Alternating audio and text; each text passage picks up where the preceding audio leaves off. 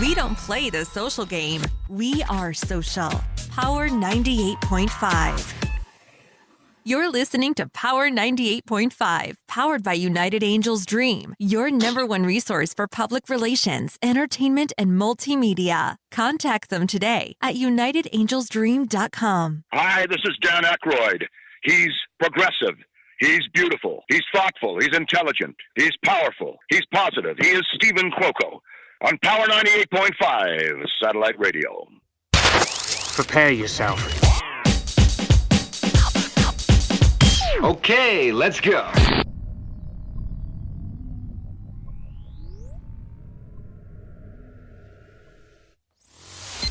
Empowering listeners from the US to the UK. Live on air with Stephen Cuoco.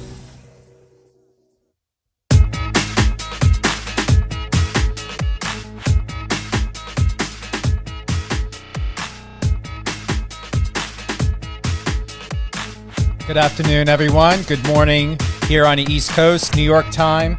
Good evening to you, Masood. Live out there. What's that, Masood? I said good evening. Good evening. How's the weather out there? It's cold. Is it cold? Yep.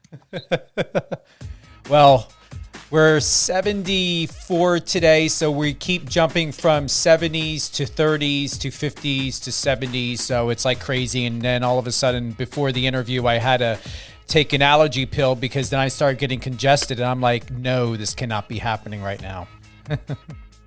But are you doing okay now? I'm doing great. The allergy pill kicked in, but after I'm done, I'm going to have to take my Flonase. I want to go ahead and give a nice shout out to Hus Rajip out there in the UK. And I have a little video clip I want to go ahead and play for us, Masood. Sure.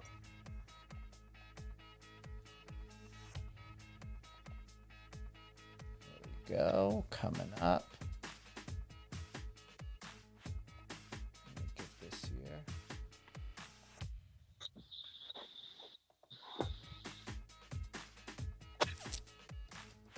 Hold on, Hus. I'm getting it. I had it set, and all of a sudden, it went away. We can't go without playing this on this intro here. Thank you, everyone, for joining Hus Rajip, Masood. Today, live on air with Stephen Cuoco on Power 98.5. Please bear with me. Me and my team, we had a little bit of a late start, but we're doing well so far. And then Masood and I just had some technical difficulties that we had to get sorted out with Mr. WhatsApp, but we're all good. So here we go. Making his professional debut, the up-and-coming super featherweight sensation, the master of the fist with clinical precision, fighting from Barnet, North London, Masood. Ladies and gentlemen, welcome to... I was hoping we had a new one, but Hus, we're going to have to get you on and get a full introduction done. But there you have it, Masood. Yeah, nice. It's good work by Hus. Very good. I was hoping there was a continuation, but it was the shared thing. But we definitely need to... Hus, if you got my number, if you want to call in, I'm on. You can call in on WhatsApp. We'll get you in and you can do the introduction. But this isn't going to be the last time Masood's going to get on. So if we don't make it this time, we definitely will get you on next time. So Masood, bring us up to speed. What's going on right now in your life? Right now, I'm in isolation. Just trying to stay away from people. Trying to make sure I'm as healthy as possible. So I can go into the bubble. And that way, when I go into the bubble, I don't have the virus. I've kept away from everyone. And I can be allowed to fight. And so far, so good. And so far, so good. Been away from people for about 7-8 days now. So yeah, so far, so good. want to thank everyone for joining Masood Abdulah today, as well as myself live on air with Stephen Cook on Power 98.5. Masood is a recorded record-breaking amateur, winning developments, elites, and tri-nations in one season. I mean, how do you feel about that, Masood? I mean, I feel good about it. No one else has ever broken that record. To be fair, no one has ever won the London ABAs in over 23 years. So I'm the first person to win it from London, the national title. And yeah, that makes me feel good, especially since I'm new to the game. Like, I'm still learning. I feel like a baby still trying to learn how to crawl. I think you're way above crawling, my friend. But yeah, no, I've still got a lot to learn. That's what I'm trying to say. Well, with 5 London titles in 34 fights, I mean, you're signed with Warren Boxing Management. You're with an credible team. Did Media is helping you out. What else is falling into place for you? I mean, right now, I'm getting good content. I'm getting interviews with you. I'm getting interviews with other people. I'm getting good sponsorship deals, and I'm getting very good exposure, which is great for a person trying to start up, because the thing you want to do most is put your name out there and have everyone hear your name. And, you want people to question you. Like, who is this person? Is he good enough? And then you come out and prove them wrong. Give us a little bit of a beginner on this. If you could, Masood, could you tell us about your story, firstly, with coming to the UK? Well, we fled Afghanistan in order to have a better life. So I was 8 years old. Me, my mum, my dad had already made his way here. Me, my mum, uncle, and my cousin brothers. All of us made our way to the UK, but we didn't come here the normal way. So we didn't come on a plane. Our journey took us over 6 months to get here. We spent nights in refugee camps. We spent other nights, hungry, trying to cross borders without getting detected. And our first day in the UK, we came in a lorry from France, inside the lorry. And our first day we spent in a jail cell. Oh, wow. Yeah. Really?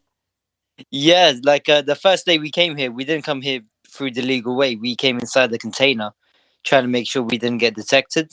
And once we crossed the line, we had to try and get ourselves noticed and arrested. So they can put us on the books. And we just waited for my dad in a jail cell to pick us up. And it took them about a day to, try and track my dad down, and then tell him, listen, your family's here, come take them. Wow. You couldn't have done that differently without getting arrested? I mean, once you're in this country, you have to let them know you're here so you can actually be a resident. Oh, a resident, not arrested. Yeah, not arrested. I was 8 years old, so. Oh, okay. They can arrest us. Okay. But we were too young. My apologies. So I thought you said arrested. I'm like, wait a minute, arrested? No, not arrested, but just a resident. Put us a resident. I like that. That's. And what's life been like since then? Have you always? I know this sounds weird, but I felt like an outsider for a majority of my time. I mean, my first day at school, I went to primary school here, and my first day at primary school, it was bizarre and it was weird. They sat me in a school filled with kids, and I couldn't speak to anyone. I couldn't communicate. I couldn't talk. So they just sat me in the corner, gave me some pencils and chalks to color something in, and I fell asleep. When I woke up, I looked around me and everyone was gone. So immediately inside my head, I thought, damn, the bombs are going off. There's probably been an attack. Everyone's gone in the bunker and they left me here. Oh, no. So I'm running out of the corridor, screaming, crying, again, because I didn't know anyone or anything. So I'm screaming and crying, and the teacher found me, took me to the cafeteria, and everyone was there. And that amazed me. I was like, wow, everyone's eating. Everyone's no one's really hiding. So there was a big relief in my heart. But yeah, that's the type of world which I come from. But yeah, just trying to adapt and adjust. It took a little while, but now I've made some very good friends, and I feel like I belong here. Like I'm a part of. I'm the same as everyone else now. I have to say this because this really touched me in a way that you are a very gentle, kind, powerful person and man. You're known as, fan friendly, fan favorite. Mr. Clark Kent, love the glasses, love the fashion. I'm going to tell you, it works. I really, really do. No bullshit. I really like your look, your image. And I was going back watching your videos and I'm like, I like the transition. It has a real type of Clark Kent story to it. You're in a trench coat. You're in, you're dressed like a businessman or a secret agent, and just the whole look just works. And why is because it's not a gimmick. It's not made up. And even more, Masood, with the transparency, and thank you for sharing your story, is to be 8 years old, waking up, to be so traumatized, the idea and the thought of what went through your mind and the body, the fear, the anxiety, the desperation, the sense of loss and abandonment. I'm proud to live here in the United States, but I'm going to tell you, with the opportunity and blessings that I have to be able to meet someone like you and many great people like you, we really don't know what problems are here in the States. I really think that people get lost into the confusion of what lipstick am I going to wear today? What underwear am I going to wear today? How am I going to pose half naked and flex today for my Instagram?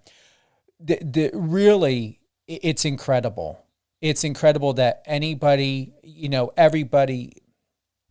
has a reason to feel of what is important to them and what is meaningful. And I'm not going to downgrade that at all. But just recently, even with our presidential elections and everything that's going on, I want to thank you for bringing to light really of the children all around the world who still suffer with the type of fear that you went through, and people who still suffer with wanting a better life and a safe home and to be professional and to have sustainability and an income. You are what makes a great American story. And I really hope you come to the States to fight. I would be very honored to see your fights, and it would be a great honor to meet you in person. Thank you so much. Honestly, it would be a great honor to meet you as well. And coming to the States would be a dream come true. I've always wanted to fight in Las Vegas. And it would be a dream made come true.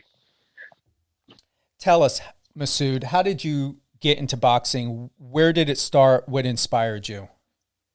I've never really was into boxing. So I was into kickboxing. My younger brother was into boxing. And my final years of studying, so I was in university, my final years of studying, I stopped doing everything. And I remember my younger brother came up to me and we're always in competition. He's 3.5 years younger than I am, but we're always in competition and we're always battling. And he came up to me, he goes, "You think you're tough?" And again, I thought, when you're young, you're an idiot. You think you can take on the world. I went, "Yeah, of course I'm tough." And he goes, "Let's go to the garden. Let's have a boxing match." I go, "All right." And he goes, "Just boxing, no kicking," because back then I was really good at kicking, and my hands were rubbish. So I go, "Yeah, no problem. I can tailor to that. Let's go to the garden." We went to the garden, and my God, did he beat the crap out of me? Oh. He beat me. He beat me up so bad that the next day I went and followed him to the gym. I went to the boxing gym and I wanted to learn what he did, so I could do it to my opponents. And my last year of university, I didn't study. I studied. I didn't train. I made sure I got the right grades. And after university, I was working, and I just I kept on following him to the boxing club because I wanted to bond with him and connect with him, because we, like, as time goes on, you grow apart from your siblings. But this was something that connected us. And the more I went to the club, the more he stopped going, just because there was a competitive nature there. Like, I wanted to hurt him, he wanted to hurt me, and it became a little bit too brutal. And as time went on, he left the gym and I continued going. And this wasn't too long ago either. This was only 4 or 5 years ago. Like, I haven't been boxing for that long. So yeah, that's how I started. My little brother beat me up. Wow. And you've forgiven him for that, I hope. Of course. Me and him boxed yesterday. We boxed yesterday. We went to the park, and he doesn't have the same skills anymore. But he's my younger brother. Of course, I forgive him. Okay, good. Because I would say, I don't, holidays around the corner, birthdays around the corner, things around the corner. So I'm wondering how small his gifts may be right now. To be fair, we never. I know this sounds weird, but we never celebrate birthdays or share gifts or anything like that. It's just, I don't think it's in our culture or in my family household to do something like that. Really? So, yeah, none of us have ever shared gifts. I mean, yeah. You don't do cake or anything on your birthday? No, I mean, the only person that gets cake is my younger sister, and that's because she's the youngest person and she has to get spoiled. So once in a while we'll get her a gift, but not on her birthday. We just get her random gifts.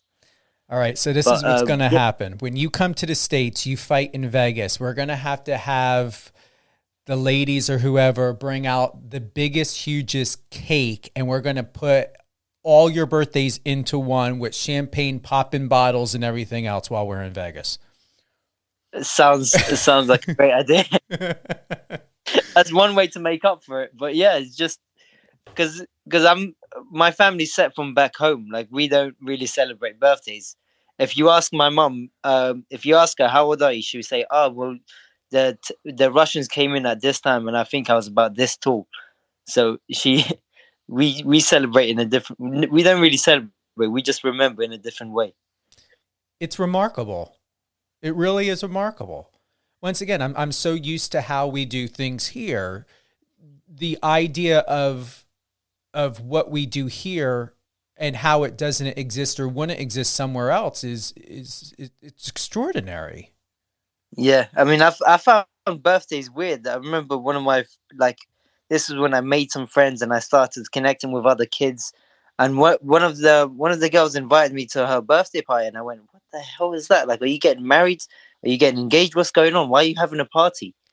But yeah, found out that you can actually do that on the day you were born, every single year, annually. But yeah, that amazed me. It also confused the hell out of me, saying, "Why are you celebrating that? You're going to be alive, for many, many years to come. Why do you need a continuous celebration?" But yeah.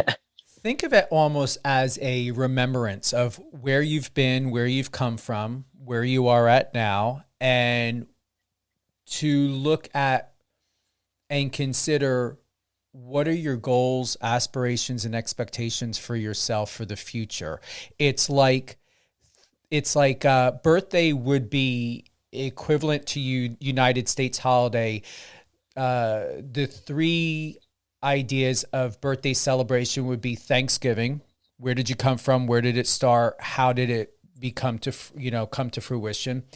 Present would be Christmas, honoring and respecting what you have and acknowledging what you can do, possibly more for yourself and for others. And then a future aspect would be New Year's Eve. It would be a celebration of, okay, new year, new beginning. That's the best way I can sum it up for you with understanding how holidays work here. It's Thanksgiving, Christmas, and New Year's all wrapped up in one day for yourself. The celebration of life, I suppose. Exactly. Because we all know the horrors of how Thanksgiving came to be here in the States, the whole mass murdering and rape and genocide and stuff. So it's like the dismal, despair of, the idea of like, holy shit, like a person came from, a neglectful background, or, abuse, or, poverty, or, homelessness, whatever it is. And just self-reflection. Yeah. I mean, stuff like that is great. I mean, it's very good to do. And self-reflection, in my opinion, is one of the best things to do. But I suppose, in a way, don't self-reflect too much, because you end up focusing on negatives, and then you end up becoming a little bit self-conscious, I suppose. Mm-hmm. And storyboards, I stay away from those. What are your thoughts about storyboards? Where someone talks about their life in general. Is that what you mean by storyboard? Storyboards here, or they're boards of where you take or make a collage, and you put like your dream car on there and your dream house and all of that. Oh, I disagree with that, because you're not going to be the same person you are today in about 5 years time. Mm-hmm. So putting stuff like that on doesn't really make sense, because let's be honest, you put down your dream car this year, a new model can come out, you're like, okay, now I want the new car. Or you could change as a person and say, you know what, I'm not really into materialistic things as much. And having an objective like that, just, in my opinion, doesn't make sense, because, life goes on and life changes, and you alter yourself, and you alter what your decisions are going to be depending on the person you are that day. Exactly. But, yeah. I agree with you. It was recommended to me a long time ago, and I said, what for? But if it works for some, great. Yeah. Speaking about that, I mean, I do have something like, like I do have a short-term objective and aims that I want to achieve. Like within the next 2 years, I do want to become British and Commonwealth champion. And then within 4 or 5 years, become world champion. I have objectives like that, but I don't think I have a life board. And like just like sorry to interrupt. Just like I never planned to do boxing. Boxing just happened to fall in, it just happened to fall into my life, and I gained a huge attraction towards it and continue doing it. Mm-hmm.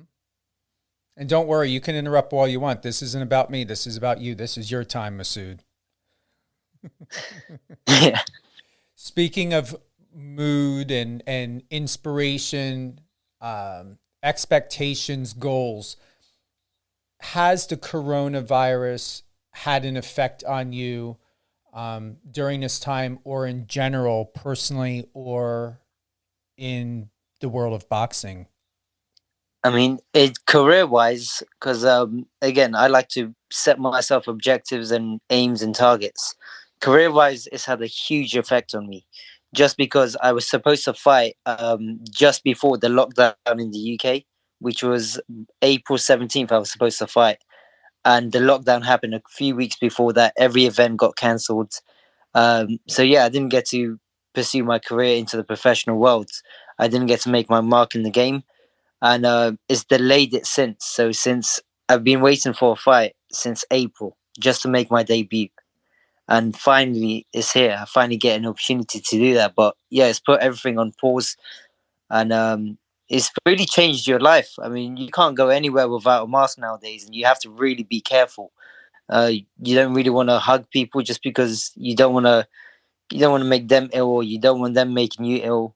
And there's also consequences. Like if I go close to someone and hang out with them, what would happen? What if that person had the virus and I bring it home and I give it to my mother?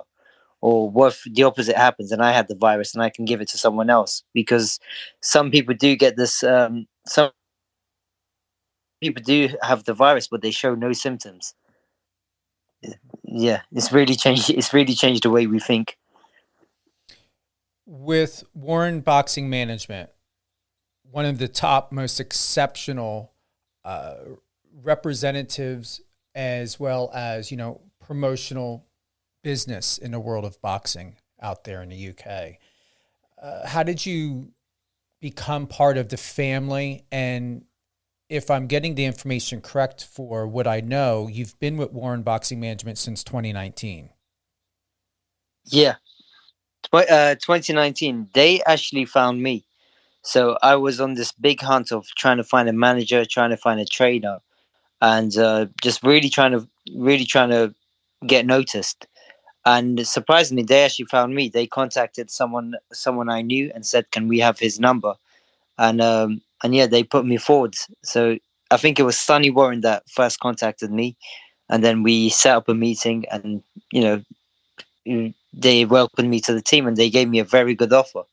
So yeah, they contacted me. They found me. Well, they made a great decision. I hope so. That's why their reputation is where it's at. Yeah, I mean, it's one of the biggest. It's one of the biggest promotional companies in the world. One of the best boxing brands in the world.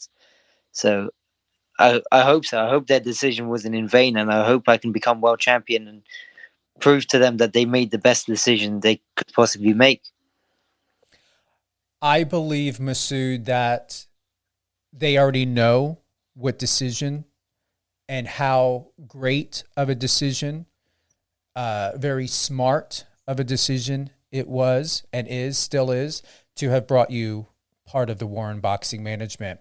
They have taken a great burden off of you so that all you are responsible to do is to just show up and be your great self. Everything else is already taken care of.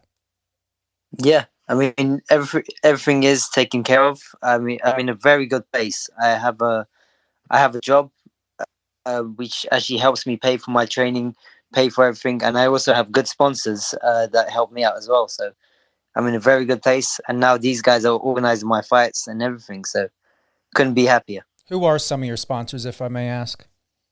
So one of my sponsors is CBD Box, which give me supplements that help my anxieties, help calm down, relax, and sleep. The other sponsor is Ringside, which provide all of the boxing equipment which I need. And again, boxing equipment is so expensive, and you end up changing gloves every 6 months to make sure your hands are protected. And they give me equipment for free all the time, and all of the necessary training equipment. I also have this sponsor called Floatworks, which is amazing. Have you ever heard of it? Float. I have, and that's where you're in the bath water of salt. That's it. I never really heard of this up until my friend recommended it. I tried it once and immediately contacted my managers and said, "Can you please get this as a sponsor for me? I would love it. Like if I could go in for free a few times a month, and it would be great just for my mental stability as well." But yeah, it's incredible. I used to do that when I was living in California. You don't do it anymore? We don't have anything really like that here on the East Coast. And I'm very picky because, as you know, great levels of sanitation and everything else needs to be done. I mean, if you know the whole process and everything. And for me, it's like, I think to myself, no matter how sanitized something is, the idea that someone else's energy in their body was in that, that's just my thoughts. So I haven't looked into it while being out here. I just know the facility of where to go when I'm on the West Coast. Oh, fair enough. Yeah, fair enough. But yeah, that's something I've been trying, just tampering with, and it's given me great results. As well as ice baths. Ice baths for me work amazingly well. Mm-hmm. Right, and then when you're in the float tube or the body of that, the housing of that, you're completely dark and you just have no choice but to go within yourself and just zone out. I mean, you're completely dark in there, correct? That's it. Because I'm surrounded by people all the time. My work is. I work at Urban Kings, which is a luxurious gym, and I'm in contact with everyone at all times. So I'm constantly speaking, I'm constantly interacting. But when I go into that place, I get to stop, think, and just relax and let everything loose, I suppose. Well, I'm assuming you're going to have a treatment before the 13th this month, because you do have a televised fight on BT Sport Boxing on the 13th. I do, yeah. it'll be my debut is on live TV, so I cannot wait. It's something which some people can only dream of. But yeah, I cannot wait for it. 13th of November, live on BT Sport. So with the float, what I like to call like the float lounge, the CBD, the ringside, you're set. Like the wait's been worth it, I hope. Yeah, I mean, it's been good. The journey's not done yet. As soon as I have this fight, that's my entrance into the pro world. That's me entered into the ranking system, and that's when the real journey begins. So the first step is almost over and done with. But no, go ahead, cannot wait. But yeah, I cannot wait. Although I won't be able to have a float session before the fight, just because in the UK we've gone to another lockdown, so nothing's open except for supermarkets and for some reason schools and universities. But yeah, you can take your kids to primary school, you can go to university, sit in a lecture hall filled with people, but you're not allowed to go to a gym or anything like that. So very strange rules here. Are you, as well as Warren Boxing Management and BT Sport, confident that nothing's going to thwart the November 13th fight? I'm very confident. I mean, I've been training for such a long time. Hopefully nothing gets in the way, but I'm very confident. I've been staying away from everyone. I've been training hard, and I've put a lot of work into this. So I'm very confident that I'll come out victorious. I'm very confident that there won't be any hiccups along the way. Very interesting to know, Masood. How have you been keeping yourself ready, both physically and mentally? I have a great coach who, tracks my progression step by step. He monitors everything I do, and he makes sure that training isn't just about grit. So we actually have fun in there. He's a guy who I get along well with, and everything's just nice and easy going. I've been training hard, but it hasn't been mean or tough or anything like that. It's been hard, but it's been enjoyable.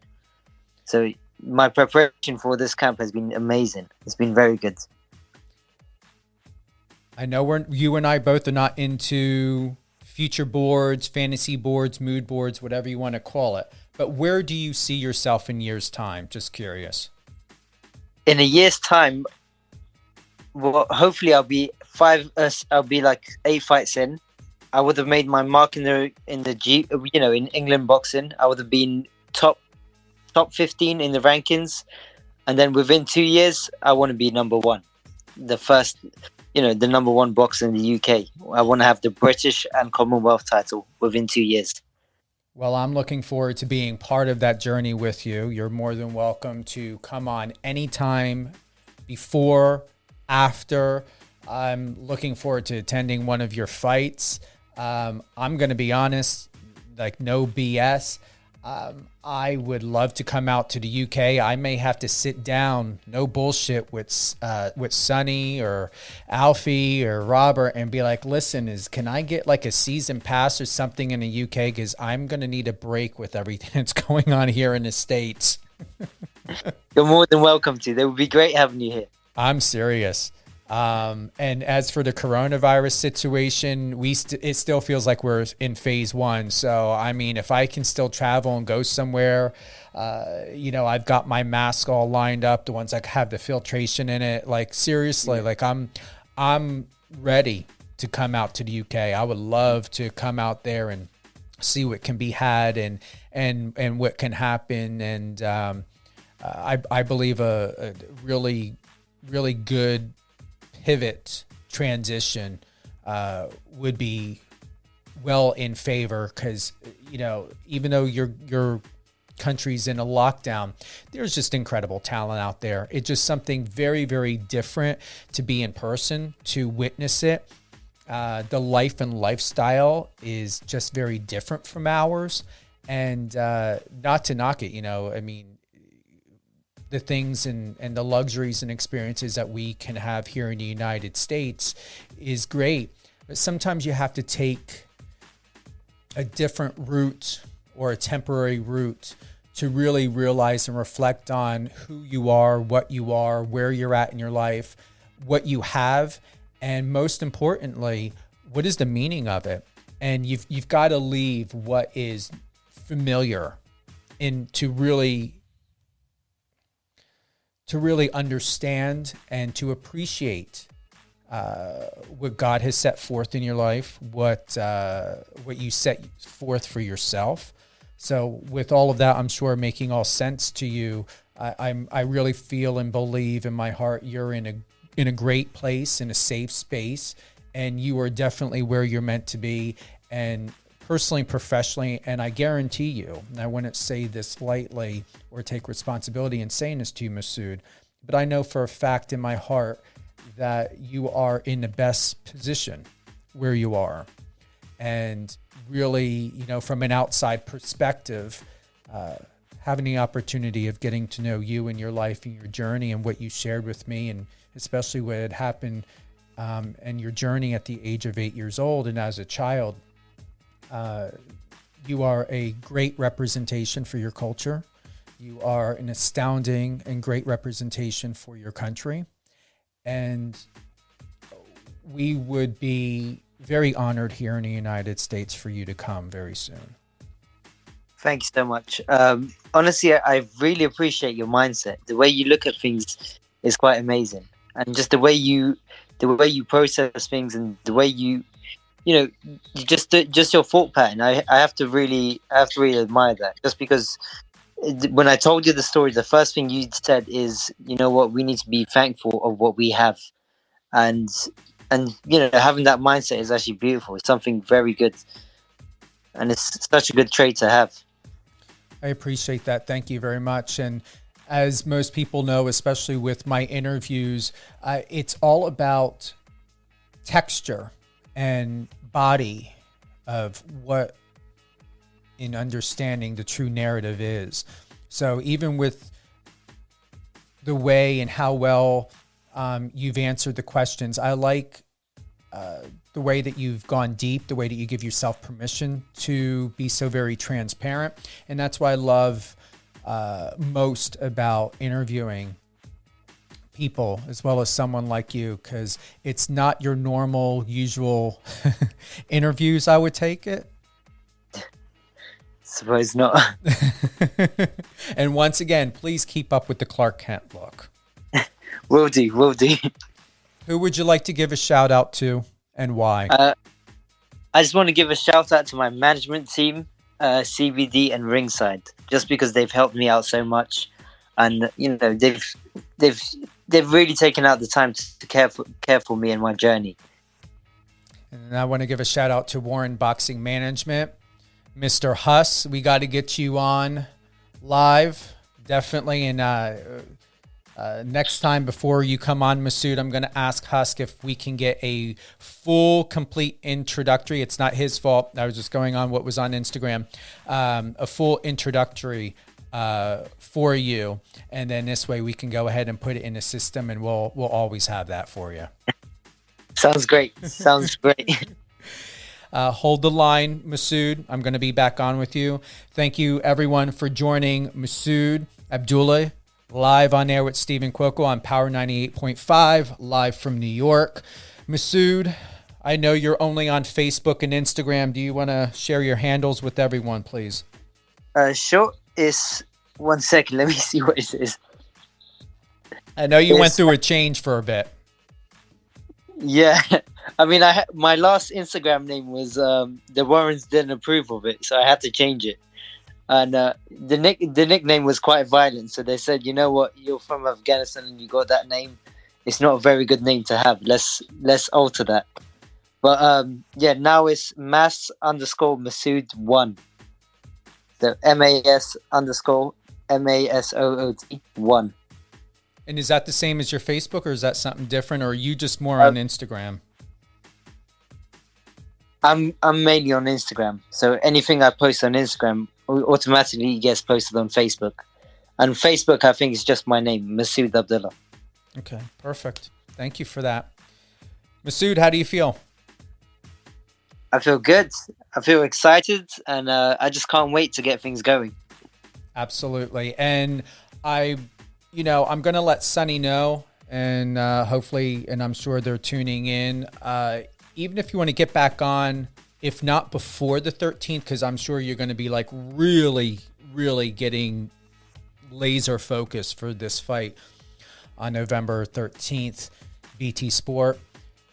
Let's get you on afterward and find out, where your positioning is, of how you felt about yourself, or, we're all rooting that you're going to win, but it makes for a great understanding of what it really means to be in professional sports, to work in professional sports, and understanding the outcome, win or lose. In my opinion, I think everyone is a winner in some way, shape, or form, because to get in that ring and put your life at risk, you're not in there tangoing. You're not doing a dance. You're putting your entire life, your consciousness, your body, your embodiment, everything at risk with each kick and punch. It's serious business. And people should really, take in consideration of that,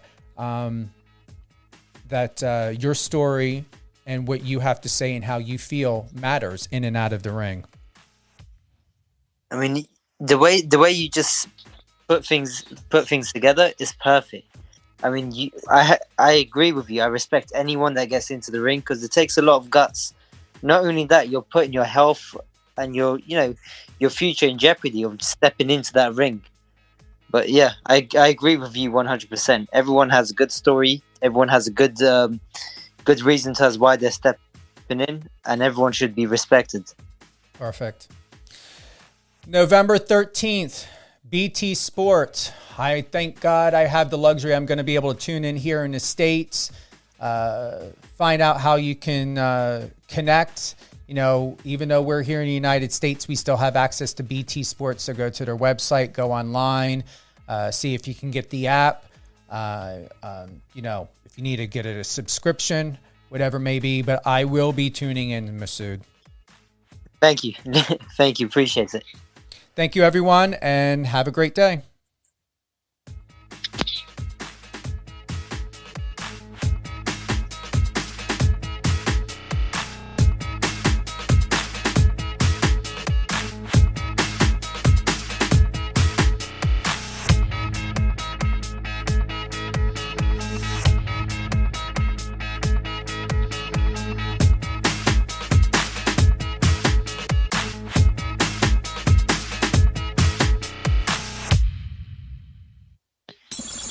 Friend us on your socials and let's connect.